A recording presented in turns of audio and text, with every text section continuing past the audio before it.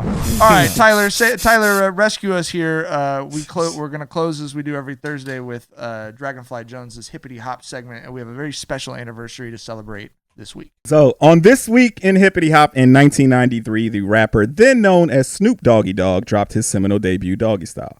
Executive produced by Dr. Dre, it was the second album ever released by Death Row Records, following up on Dr. Dre's The Chronic, which was released a year earlier in November of 1992.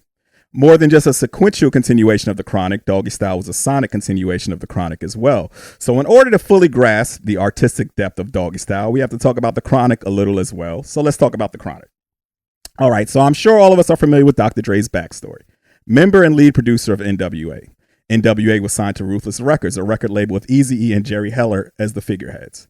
Ice Cube was the first to jump ship from NWA, and the group eventually disbanded. Dr. Dre famously fell out with Eazy-E and Jerry Heller and wound up signing with Death Row Records, a fledgling startup label that Dr. Dre co-founded with fellow Compton native, the infamous Suge Knight. The split was far from amicable, however, with Jerry Heller going on record saying that during negotiations, Suge employed illicit strong-arm tactics to get Dre released from his deal. Heller told stories of goons showing up to the Ruthless office with baseball bats, and lore has it that Eazy finally signed Dre over to Death Row after Dre invited him to the studio to talk, and upon his arrival, Eazy was jumped by Suge and his homies and not allowed to leave until after signing the paperwork that relinquished Dr. Dre. Jerry Heller has also gone on record saying that after this incident, Eazy-E disclosed him that he was going to murder Suge Knight. Jerry Heller said he convinced Eazy-E not to, and he eventually regretted talking Eazy-E out of killing him, saying, quote, "You know something? I should have let him kill him. I would have done the world a favor, and Eazy would have done it for sure." But enough about the messy shit. Back to the music. Yeah, that's all I was thinking, because Eazy was hard as shit. You know what I mean? I'm like, Eazy was about that. I'm surprised he didn't, you know what I'm saying, make that shit happen. Go ahead, though. Yeah. Okay, so Dr. Dre, now he has a new start with a new label, and he is also trailblazing a new sound, which will come to be known as G-Funk, Gangsta Funk. So quick etymology lesson on the term G-Funk. It was a spin on the term P-Funk, which was the musical collective of Parliament and Funkadelic, which was what the musical collective of Parliament and Funkadelic dubbed themselves. The P-Funk collective consisted of dozens of musicians, with their most famous members being George Clinton and Bootsy Collins. Parliament Funkadelic were trailblazers as well, as they pioneered a new sound themselves that they dubbed psychedelic funk, a fusion of psychedelic rock and funk. So for listeners not familiar with what psychedelic music is, it's basically music created by artists when they're on drugs that is going to sound even better to the listener if they're high while they listen to it as well. So G-Funk didn't just borrow its moniker from P-Funk, but it borrowed its vibe and aesthetic as well. Dr. Dre heavily sampled P-Funk records in his production. He's famously seen sporting a Funkadelic shirt in his Dre Day video. And that advocacy for getting high that was foundational in P-Funk's music was foundational to G-Funk as well. Weed was foundational to G-Funk. Dr. Dre named his album The Chronic, an homage to him and Snoop's favorite strain of weed. And as for the sonic aspects of G-Funk, it was a complete left turn from the more aggressive East Coast production that dominated the early 90s at the time. G-Funk production was more mellow, laid back with hypnotic grooves. While 1992 New York was churning out headbangers like Throw Your Guns in the Air by Onyx and Punks Jump Up to Get Beat Down by Brand Nubian, Dre was rolling out smooth, laid back cuts like Let Me Ride and Nothing But a G Thing. As mentioned, G-Funk leaned heavily on Parliament Funkadelic samples, and that high-pitched dog whistle synthesizer that Dre utilized would go on to be that sound's trademark as well. So now equipped with this new sound and this new label, Dr. Dre goes on to craft The Chronic, a timeless Mount Rushmore rap album in my opinion. In spirit, The Chronic feels more like a compilation than a solo album. There's only one song on The Chronic that Dre appears on by himself, and there are 3 songs on that album that he doesn't rap on at all. The Chronic is more of a showcasing of the new talent on Death Row Records. It's an album anchored by the production of Dr. Dre as he introduced us to newcomers such as Nate Dogg, Warren G, Lady of Rage, Corrupt, Daz, RBX, and of course the star of the show, Snoop Doggy Dogg. While Snoop was first introduced to us by Dr. Dre on the track Deep Cover, which was featured on the soundtrack of the movie of the same name, The Chronic was Snoop's arrival. He appeared on 12 of The Chronic's 16 tracks and completely stole the show. His star is born on that album, and anticipation for his solo album reaches a fever pitch. So about a year later, after The Chronic's release, Snoop and Death Row Records, with Dr. Dre executive producing, released Doggystyle. Where Snoop had the spotlight on The Chronic, on Doggystyle he has the entire stage to himself and does not disappoint. The lead single, What's My Name, is a quintessential G-Funk track, sampling Atomic Dog by George Clinton and Knee Deep by Funkadelic. Doggy Dog World is an unbelievably smooth track showing off the chemistry with him and his fellow dog pound comrades Daz and Corrupt. Ain't No Fun is such a banger that it makes you forget how wildly misogynistic it is. Lottie Dottie, which covers the Slick Rick song of the same name, is one of the rap's greatest covers ever. It was embraced as a classic immediately by rap fans and was a critical and commercial success as well. Doggystyle will go on to sell 800,000 copies in its first week, which at the time was not only the biggest first week for an album from a debut artist ever, but was also the biggest first week any rap album had ever had up to that point. It is now certified diamond and is widely considered by many to be one of the best rap albums ever and perhaps the greatest West Coast rap album of all time. Although Doggystyle is an album that stands on the shoulders of the Chronic, it's an album that allowed Snoop to forge his own path as he went on to become the biggest star and biggest household name that rap has ever produced.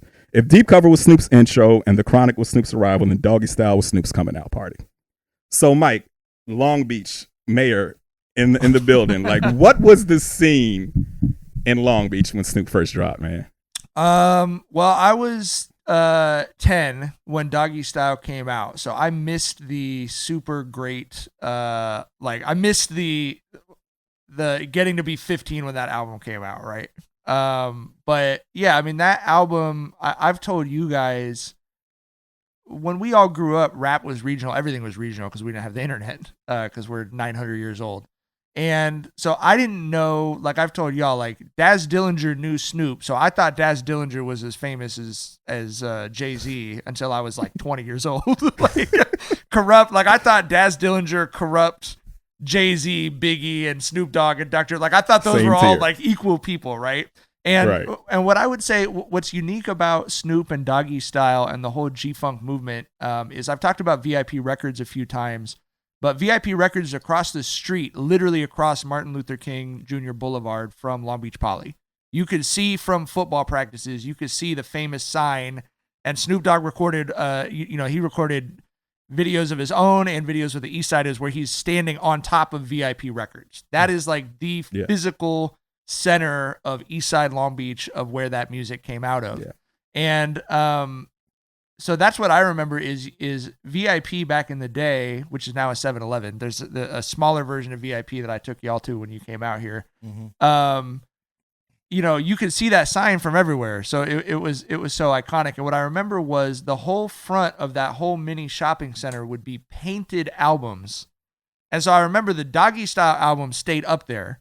And so I remember when I was going to Poly, when I was going to high school 4 or 5 years later, you still would see it. And it was just, again, like it was so cool because Snoop, and there's always been people from Long Beach like this, but Snoop, obviously, I think I agree with you, is like the most iconic person. He just made you feel like Long Beach was the center of the world, and Doggystyle made you feel like Long Beach was the center of the world. And again, like it didn't occur to me that G-Funk wasn't, I thought that's what rap music was going to be. Period. Like I just thought that's what all of rap music had developed into was G-Funk. And what's cool about that is you talk about those specific synthesizers and sounds. That was like equipment that was at VIP Records that they just happened to have this equipment for these dudes to experiment on as they were learning how to, do this stuff. What's My Name is still my favorite single beat of all time. Like I love that. Just the intro to that song. I don't even need to listen to the rest of the song, but like if I'm tired and I have a meeting I have to go to or something, I will listen to the first 15 seconds of that song. So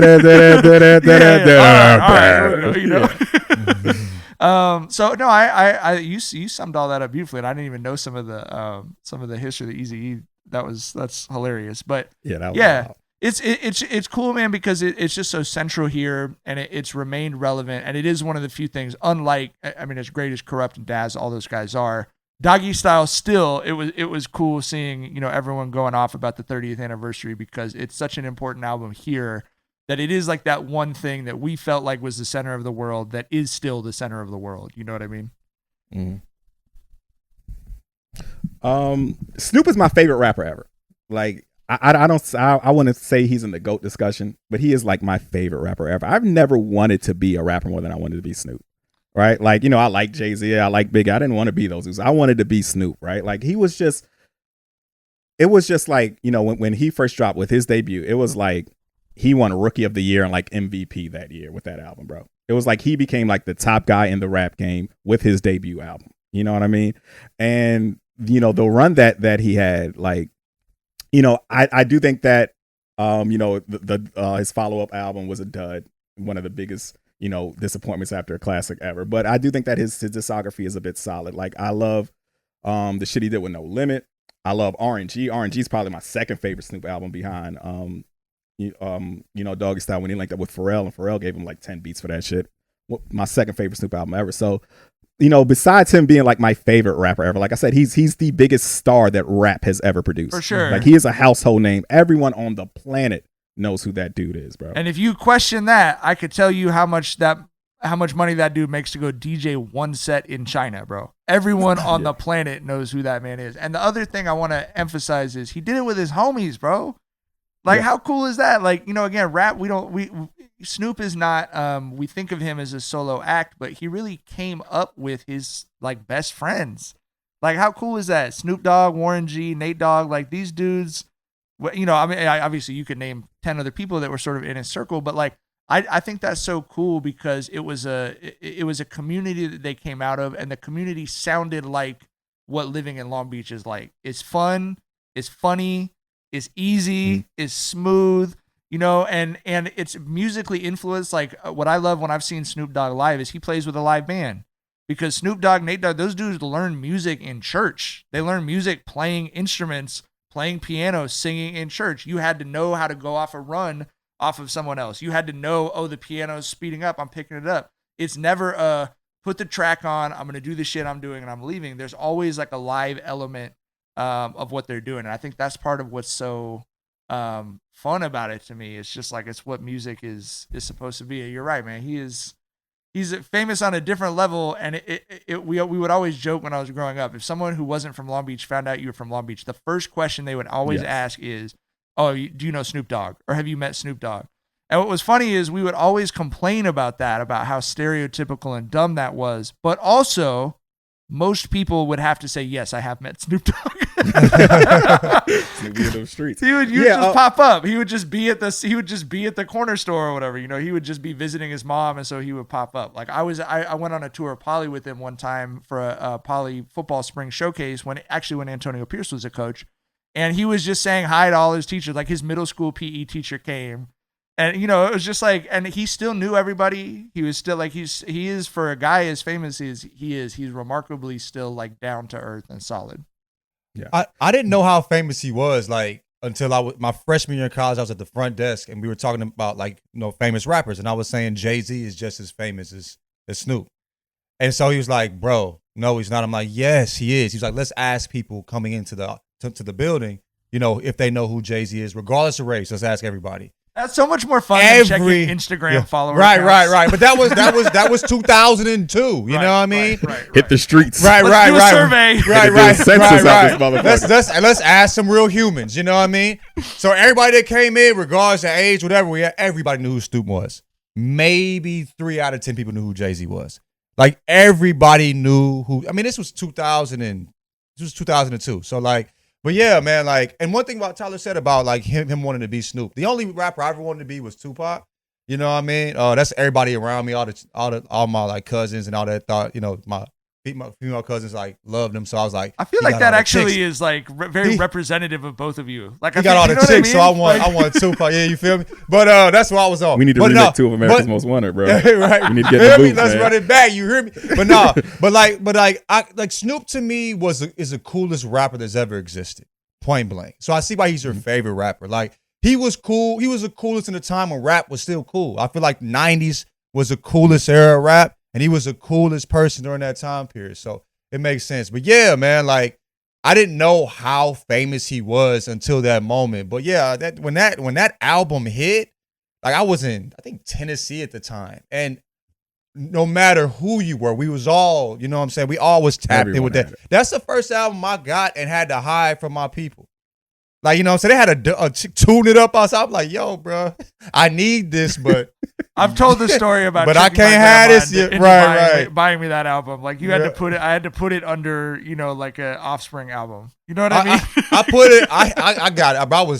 I was downstairs in the basement, and I still put it under my mattress, bro. And I would listen to it on my headphones through my boombox. Y'all remember that? I would put my headphones in my boombox and listen to it, bro. But my mom, she was like, I could get away with much. So, like, I couldn't just hide it in the album. I would come home and, like, my backpack would be wide open. She wouldn't even try to put the stuff back in. She was like, I want you wanted to you to know. you can't get away with nothing around here. And it was, I get it, bro. I was on some, but anyway, man, Snoop's special, obviously. And I'll say something unique about Snoop is that he was like the first gangster rapper that I saw like clowning, like cracking jokes, right? Like I'm not at all saying humor wasn't present in rap. Like you had, acts like De La Soul who were, humorous. You had like, Will Smith and all, and Fresh Prince, they crack jokes. But you didn't see gangsters cracking jokes. Like that little D's Nuts skit, 10-year-old me thought that was the most hilarious shit ever, dog. You know what I'm saying? So that I think that's another legacy of Snoop is he kind of, he helped shit fill out a bit more, right? Like he showed the multi-dimensional shit of these rappers. He showed that, Crips crack jokes too. You know what I'm saying? Crips I guarantee you, any room you're in, if there's a Crip in the room, that's the funniest person in the room. Like I can almost promise you that. Like that's why whenever you'd watch like TV shows where there was like, or like they do it on like movies where it's like, oh no, that's the gang member, and it was always like the most serious, threatening person. It's like that is not my experience of people in gangs. Like, these dudes are the funniest fucking people in the world, bro. The only other thing I wanted to point out, you made such an interesting point about like about weed and chronic and like how central that was to like the specifics of the sound. It's interesting. Here's my race bait of the week. It's interesting to consider the difference in how mushrooms and LSD and Molly are considered linked to certain music in what I feel is like been a very positive way, even though, those drugs were illegal.